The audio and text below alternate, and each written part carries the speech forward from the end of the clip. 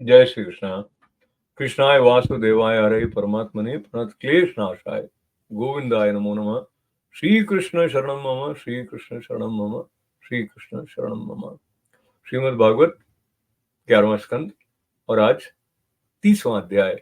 इस अध्याय में यदुकुल के संहार का संदर्भ है।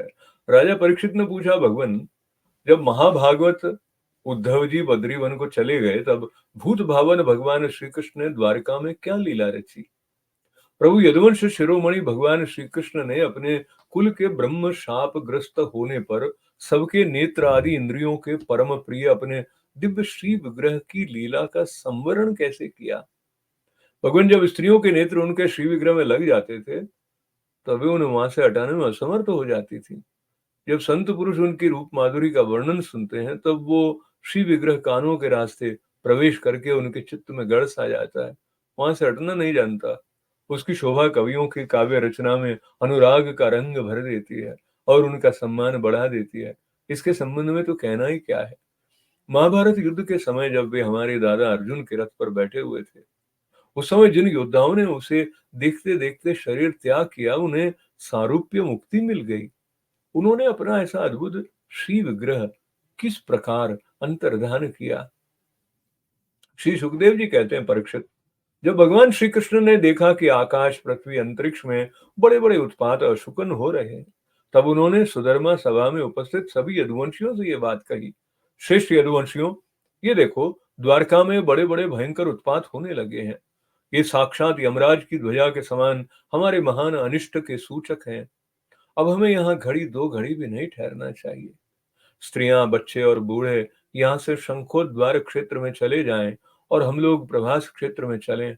आप सब जानते हैं कि वहां सरस्वती पश्चिम की ओर बहकर समुद्र में जा मिली है। वहां हम स्नान करके पवित्र होंगे, उपवास करेंगे और एकाग्र चित्त से स्नान एवं चंदन आदि सामग्रियों से देवताओं की पूजा करेंगे। वहां स्वस्ति वाचन के बाद हम लोग गौ भूमि, सोना, वस्त्र, हाथी, घोड़े, रथ और घर आदि के द्वारा महात्मा ब्राह्मणों का सत्कार करेंगे। ये विधि सब प्रकार के अमंगलों का नाश करने वाली और परम मंगल की जननी है। श्रेष्ठ यदुवंशियों, देवता, ब्राह्मण और गौओं की पूजा ही प्राणियों के जन्म का परम लाभ है। परीक्षित, सभी वृद्ध यदुवंशियों ने भगवान श्री कृष्ण की यह बात सुनकर तथास्तु कहकर उसका अनुमोदन किया और तुरंत नौकाओं से समुद्र पार करके रथों द्वारा प्रभास क्षेत्र की यात्रा की। वहां पहुंचकर यादवों ने यदुवंश शिरोमणि भगवान श्री कृष्ण के आदेशानुसार बड़ी श्रद्धा और भक्ति से शांति पाठ आदि और सब प्रकार के मंगल कृत्य किए। ये सब तो उन्होंने किया, परंतु देव ने उनकी बुद्धि हर ली और वे उस मैरेयक नामक मदिरा का पान करने लगे, जिससे नशे से बुद्धि भ्रष्ट हो जाती है। वो पीने में तो अवश्य मीठी लगती है, परंतु परिणाम में सर्वनाश करने वाली है। उस तीव्र मदिरा के पान से सब के सब उन्मत्त हो गए। वे घमंडी वीर एक दूसरे से लड़ने झगड़ने लगे। सच पूछो तो श्री कृष्ण की माया से वे मूढ़ हो रहे थे।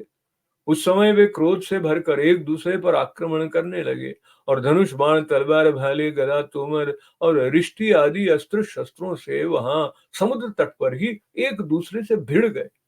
मतवाले यदुवंशी रथों, हाथियों, घोड़ों, गधों, ऊंटों, खच्चरों, बैलों, भैंसों और मनुष्यों पर भी सवार होकर एक दूसरे को बाणों से घायल करने लगे, मानो जंगली हाथी एक दूसरे पर दांतों से चोट कर रहे हो। सबकी सवारियों पर ध्वजाएं फहरा रही थी। पैदल सैनिक भी आपस में उलझ रहे थे। प्रद्युमन शाम से, अक्रूर भोज से, अनिरुद्ध सात्विकी से, सुभद्र संग्रामजित से, भगवान श्री कृष्ण के भाई गद उसी नाम के उनके पुत्र से और सुमित्र सुरथ से युद्ध करने लगे। ये सभी बड़े भयंकर योद्धा थे और क्रोध में भरकर एक दूसरे का नाश करने पर तुल गए थे। इनके अतिरिक्त निषठ, उल्मुख, सहस्त्रजित, शतजित और भानु आदि यादव भी एक दूसरे से गुंथ गए। भगवान श्री कृष्ण की माया ने तो इन्हें अत्यंत मोहित कर ही रखा था। इधर मदिरा के नशे ने भी इन्हें अंधा बना दिया था। दाशार्ह, वृष्णि, अंधक, भोज, सात्वत, मधु, अर्बुद, माथुर, शूरसेन, विसर्जन, कुकुर और कुंती आदि वंशों के लोग सौहार्द और प्रेम को भुलाकर आपस में मार काट करने लगे। मूर्तावश पुत्र पिता का, भाई भाई का, भांजा मामा का, नाती नाना का, मित्र मित्र का, सुहृद सुहृद का, चाचा भतीजे का तथा एक गोत्र वाले आपस में एक दूसरे का खून करने लगे। अंत में जब उनके सब बाण समाप्त हो गए, धनुष टूट गए, शस्त्रास्त्र नष्ट भ्रष्ट हो गए, तब उन्होंने अपने हाथों से समुद्र तट पर लगी हुई एर का नाम की घास उखाड़नी शुरू की। ये वही घास थी जो ऋषियों के शाप के कारण उत्पन्न हुए लोहमय मूसल के चूरे से पैदा हुई थी। हे राजन, उनके हाथों में आते ही वो घास वज्र के समान कठोर मुदगरों के रूप में परिणत हो गई। अब वे रोष में भरकर उसी घास के द्वारा अपने वक्षियों पर प्रहार करने लगे। भगवान श्री कृष्ण ने उन्हें मना किया तो उन्होंने उनको और बलराम जी को भी अपना शत्रु समझ लिया। उन आतताइयों की बुद्धि ऐसी मूढ़ हो रही थी कि वे उन्हें मारने के लिए उनकी ओर दौड़ पड़े। कुरुनंदन, अब भगवान श्री कृष्ण और बलराम जी भी क्रोध में भरकर युद्ध भूमि में इधर उधर विचरने और मुट्ठी की मुट्ठी अर का घास उखाड़ उखाड़ कर उन्हें मारने लगे। अर का घास की मुट्ठी मुदगर के समान चोट करती थी। जैसे बांसों की रगड़ से उत्पन्न होकर दावानल बांसों को ही भस्म कर देता है, वैसे ही ब्रह्म शाप से ग्रस्त और भगवान श्री कृष्ण की माया से मोहित यदुवंशियों के स्पर्धा मूलक क्रोध ने उनका ध्वंस कर दिया। जब भगवान श्री कृष्ण ने देखा कि समस्त यदुवंशियों का संहार हो चुका, तब उन्होंने यह सोचकर संतोष की सांस ली कि पृथ्वी का बचा खुचा भार भी उतर गया। परीक्षित, बलराम जी ने समुद्र तट पर बैठकर एकाग्र चित्त से परमात्मा चिंतन करते हुए अपने आत्मा को आत्म स्वरूप में ही स्थिर कर लिया और मनुष्य शरीर छोड़ दिया।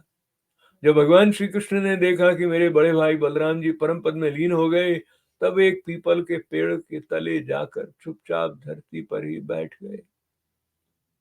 भगवान श्री कृष्ण ने उस समय अपनी अंग कांति से दैदीप्यमान चतुर्भुज रूप धारण कर रखा था और धूम से रहित अग्नि के समान दिशाओं को अंधकार रहित प्रकाशमान बना रहे थे। वर्षाकालीन मेघ के समान सांवले शरीर से तपे हुए सोने के समान ज्योति निकल रही थी। वक्षस्थल पर श्रीवत्स का चिन्ह शोभायमान था। वे रेशमी पीताम्बर की धोती और वैसा ही दुपट्टा धारण किए हुए थे। बड़ा ही मंगलमय रूप था। मुख कमल पर सुंदर मुस्कान और कपोलों पर नीली नीली अलकें बड़ी ही सुहावनी लगती थीं। कमल के समान सुंदर सुंदर और सुकुमार नेत्र थे। कानों में मकराकृत कुंडल झिलमिला रहे थे। कमर में करधनी, कंधे पर यज्ञोपवीत, माथे पर मुकुट, कलाइयों में कंगन, बाहों में बाजूबंद, वक्षस्थल पर हार, चरणों में नूपुर, अंगुलियों में अंगूठियां और गले में कौस्तुभ मणि शोभायमान हो रही थी। घुटनों तक वनमाला लटकी हुई थी। शंख चक्र गदा आदि आयुध मूर्तिमान होकर प्रभु की सेवा कर रहे थे। उस समय भगवान अपनी दाहिनी जांग पर बायां चरण रखकर बैठे हुए थे। लाल लाल तलवा रक्त कमल के समान चमक रहा था। परीक्षित, जरा नाम का एक बहेलिया था। उसने मूसल के बचे हुए टुकड़े से अपने बाण की घांसी बना ली थी। उसे दूर से भगवान का लाल लाल तलवा हरिन के मुख के समान जान पड़ा। उसने उसे सचमुच हरिन समझकर अपने उसी बाण से बींध दिया। जब वो पास आया तब उसने देखा कि अरे, ये तो चतुर्भुज पुरुष हैं। अब तो वो अपराध कर चुका था, इसलिए डर के मारे कांपने लगा। दैत्य दलन भगवान श्री कृष्ण के चरणों पर सिर रखकर धरती पर गिर पड़ा। उसने कहा, हे मधुसूदन, मैंने अनजाने में यह पाप किया है। सचमुच मैं बहुत बड़ा पापी हूँ, परंतु आप परम यशस्वी और निर्विकार हैं। आप कृपा करके मेरा अपराध क्षमा कीजिए। सर्वव्यापक सर्वशक्तिमान प्रभो, महात्मा लोग कहा करते हैं कि आपके स्मरण मात्र से मनुष्यों का अज्ञान अंधकार नष्ट हो जाता है। बड़े खेद की बात है कि मैंने स्वयं आपका ही अनिष्ट कर दिया। वैकुंठनाथ, मैं निरपराध हरिणों को मारने वाला महापापी हूँ। आप मुझे अभी अभी मार डालिए, क्योंकि मर जाने पर मैं फिर कभी आप जैसे महापुरुष का ऐसा अपराध न करूंगा। भगवान, संपूर्ण विद्याओं के पारदर्शी ब्रह्मा जी और उनके पुत्र रुद्र आदि भी आपकी योग माया के विलास नहीं समझ पाते, क्योंकि उनकी दृष्टि भी आपकी माया से आवृत है। ऐसी अवस्था में हमारे जैसे पाप योनि लोग उसके विषय में कह ही क्या सकते हैं। भगवान श्री कृष्ण ने कहा, हे जरे, तू डर मत, उठ उठ। ये तो तूने मेरे मन का काम किया है। जा, मेरी आज्ञा से तू उस स्वर्ग में निवास कर जिसकी प्राप्ति बड़े बड़े पुण्यवानों को होती है। श्री सुखदेव जी कहते हैं, परीक्षित, भगवान श्री कृष्ण तो अपनी इच्छा से शरीर धारण करते हैं। जब उन्होंने जरा व्याध को यह आदेश दिया तब उसने उनकी तीर बार परिक्रमा की, नमस्कार किया और विमान पर सवार होकर स्वर्ग को चला गया। भगवान श्री कृष्ण का सारथी दारुक उनके स्थान का पता लगाता हुआ उनके द्वारा धारण की हुई तुलसी की गंध से युक्त वायु सूंघ कर और उससे उनके होने के स्थान का अनुमान लगाकर सामने की ओर गया। दारुक ने वहां जाकर देखा कि भगवान श्री कृष्ण पीपल के वृक्ष के नीचे आसन लगाए बैठे हैं, असह्य तेज वाले आयुध मूर्तिमान होकर उनकी सेवा में संलग्न है। उन्हें देखकर दारुक के हृदय में प्रेम की बाढ़ आ गई, नेत्रों से आंसुओं की धारा बहने लगी। वो रथ से कूदकर भगवान के चरणों पर गिर पड़ा। उसने भगवान से प्रार्थना की, प्रभु रात्रि के समय चंद्रमा के अस्त हो जाने पर राह चलने वाले की जैसी दशा हो जाती है, आपके चरण कमलों का दर्शन न पाकर मेरी भी वैसी दशा हो गई है। मेरी दृष्टि नष्ट हो गई है, चारों ओर अंधकार छा गया है। अब न तो मुझे दिशाओं का ज्ञान है और न मेरे हृदय में शांति ही है। परीक्षित, अभी दारुक इस प्रकार कह ही रहा था कि उसके सामने ही भगवान का गरुड़ ध्वज रथ पताका और घोड़ों के साथ आकाश में उड़ गया। उसके पीछे पीछे भगवान के दिव्य आयुध भी चले गए। ये सब देखकर दारुक के आश्चर्य की सीमा न रही। तब भगवान ने उससे कहा, दारुक, अब तुम द्वारका चले जाओ और वहां यदुवंशियों के पारस्परिक संघार, भैया बलराम जी की परम गति और मेरे स्वधाम गमन की बात कहो। उनसे कहना कि अब तुम लोगों को अपने परिवार वालों के साथ द्वारका में नहीं रहना चाहिए। मेरे न रहने पर समुद्र उस नगरी को डुबो देगा। सब लोग अपनी अपनी धन संपत्ति, कुटुंब और मेरे माता पिता को लेकर अर्जुन के संरक्षण में इंद्रप्रस्थ चले जाएं। दारुक, तुम मेरे द्वारा उपदिष्ट भागवत धर्म का आश्रय लो और ज्ञान निष्ठ होकर सबकी उपेक्षा कर दो और इस दृश्य को मेरी माया की रचना समझकर शांत हो जाओ। भगवान का ये आदेश पाकर दारुक ने उनकी परिक्रमा की और उनके चरण कमल अपने सिर पर रखकर बारंबार प्रणाम किया। तदंतर वो उदास मन से द्वारका के लिए चल पड़ा। इति श्रीमद्भागवते महापुराणे पारमहंस्यां संहितायाम् एकादश स्कंदे त्रिंशोऽध्यायः। हरि ओम तत्सत्। श्री कृष्णार्पणमस्तु। श्री कृष्ण शरणं मम। श्री कृष्ण शरणं मम। श्री कृष्ण शरणं मम। कृष्णाय वासुदेवाय हरये परमात्मने प्रणत क्लेशनाशाय गोविंदाय नमो नमः।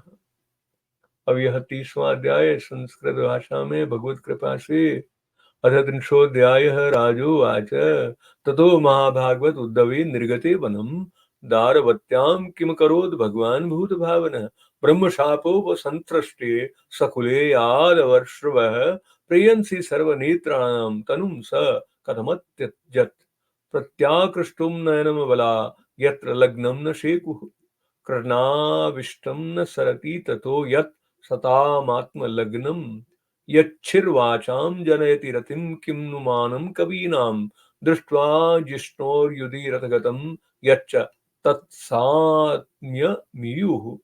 ऋषिरुवाच, दिवि भुव्यन्तरिक्षे च महोत्पातान् समुत्थितान् दृष्ट्वा सीनान् स्वरमायां कृष्ण प्राह यदूनिदम् एते घोरा महोत्पाता द्वारवृत्यां यमकेतवः मुहूर्तमपि न स्थेयमत्र नो यदुपुङ्गवाः श्रियो बालाश वृद्धाश शङ्कोद्वारं व्रजन्वितः वयं प्रभासं यास्यामो यत्र प्रत्यक् सरस्वती तत्ताभिषिच्य शुचय उपोष सुसमाहिताः देवता पूजयिष्याम स्नपनालेपनार्हणेः ब्राह्मणास्तु महाभागान् कृतवस्त्वत्यना वयम् गोभूहिरण्यवासोभिर्जगाश्वरथवेश्मभिः विधिरेष यरिष्टग्नो मङ्गलाय नमुत्तमम् देवद्विजगवाम्बूजा भूतेषु भूतेषु परमो भवः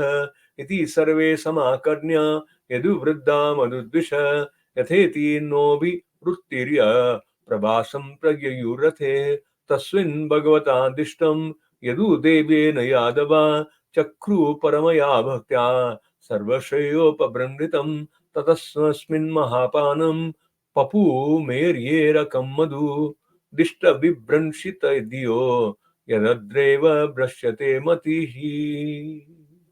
महापानाभिमत्तानां वीरान्द्रवचेतसां कृष्णमायाभिमूढानां संघर्ष सुमहान् भूत् युधु क्रोधसंरब्धा वेलायाम ततायिन धनुर्भिर्शिबिर्भल्लेर्गदाभिस्तो मरष्टिभिः पत्ताके रथकुञ्जरादिभिः खरोष्ट्र गोभिर्महिषेरनरेरपि मिथः समेत्याश्वतरे सुदुर्मुदुमदा न्यःचरेद्रिरिव द्विपावने प्रद्युम्न साम्बो युधिरोर्धमत्सरा वक्रूरभोजावनिरुद्ध सात्यकी सुभद्र संग्रामजितो सुदारुणो गदो सुमित्रा सुरथो समीयतु अन्ये च ये वे निशठोल्मुखादयः सहस्रजिच्छत् जिदानु मुख्या अन्योन्यमाया साध्यमदान्धकारिता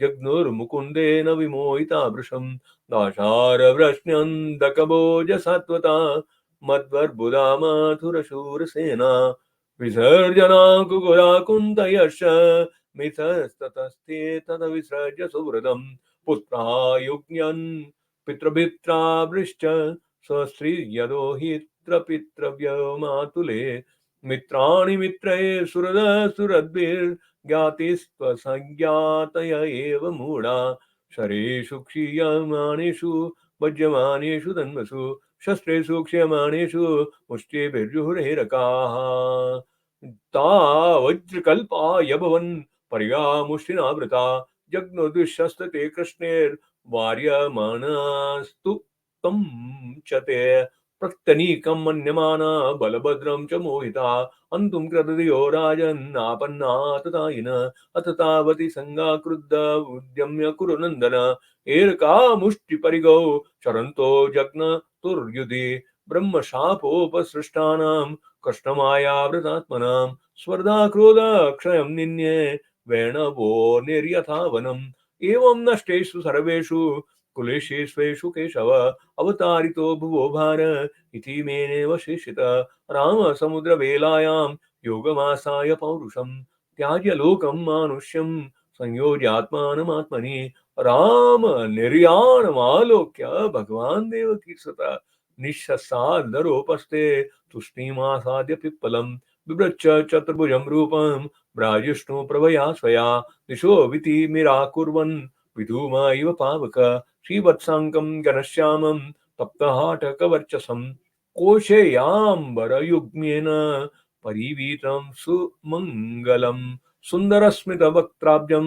नीलकुन्तलमण्डितं पुण्डरीकाभिरामाक्षं स्फुरन्मकरकुण्डलं कटिसूत्रब्रह्मसूत्र कटकाङ्गदेः हारनूपुरमुद्राभिः कौस्तुभेन विराजितं वनमाला परिताङ्गं मूर्तिमद्भिर्निजायुधे कृत्वोरो दक्षिणे पादमासीनं पङ्कजारुणं मुसलावशेषाय खण्डकृतेर्षु लुब्धकोजरा मृगास्याकारं चरणं विव्याधं मृगशङ्कया चतुर्भुजं तं पुरुषं दृष्ट्वा सकृतकिल्बिष वीरपपाद शिरसा पादयो सर सुद्रद्विषः अज्ञानता कृतमिदं पापेन मधुसूदन क्षन्तुमर्हसि पापस्य उत्तमश्लोकमेनग यस्यानुस्मरणं नृणाम् अज्ञानद्वान्तनाशनं वदन्ति तस्य वे विष्णुते विष्णो मया साधु कृतं प्रभो तन्माशु जहि वैकुण्ठ पाप्मानं मृगलुब्धकं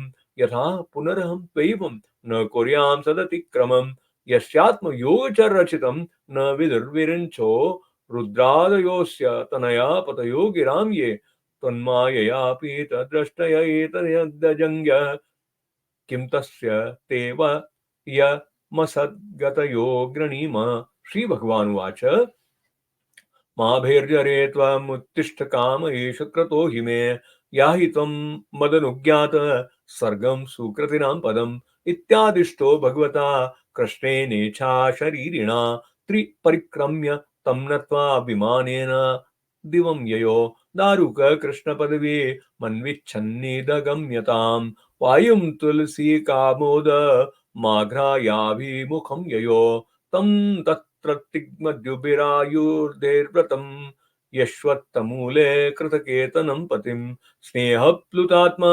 निपतापातपादयो रथादवप्लयुत्य स्वबाष्पलोचन अपश्यतस्त्वचरणाम्बुजं प्रभो दृष्टि प्रनष्टा तमसी प्रविष्टा दिशो न जाने न लभे च शान्तिं यथा निशाया मुडुपे प्रनष्टे इति ब्रुवति सूते वे रथो गरुडलाञ्छन कमुत्पपात राजेन्द्र शाश्वद्वज उदीक्षत तमन्वगच्छन् दिव्यानि विष्णुप्रहरणानि च तेनाति विस्मितात्मानं सूतमाह जनार्दन गच्छद्वारवतीं सूत ज्ञातीनां निधनं यथा सङ्कर्षणस्य निर्वाणं बन्धुभ्यो ब्रूहि मद्दर्शाम् द्वारकायां च नस्तेयं भवद्भिश्च स्वबन्धुभिः मया त्यक्तां यदुपुरीं समुद्र प्लावयिष्यति सोंसं परिग्रहं सर्वे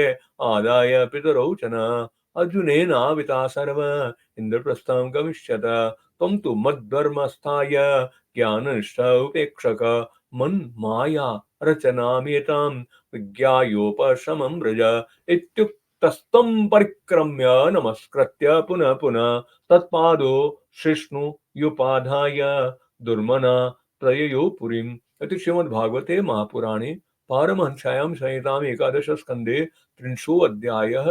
हरि ओम तत्सत्। हरि ओम तत्सत्। श्री कृष्ण शरणं मम, श्री कृष्ण शरणं मम, श्री कृष्ण शरणं मम।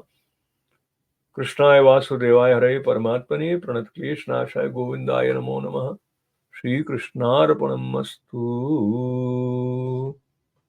जय श्री कृष्ण।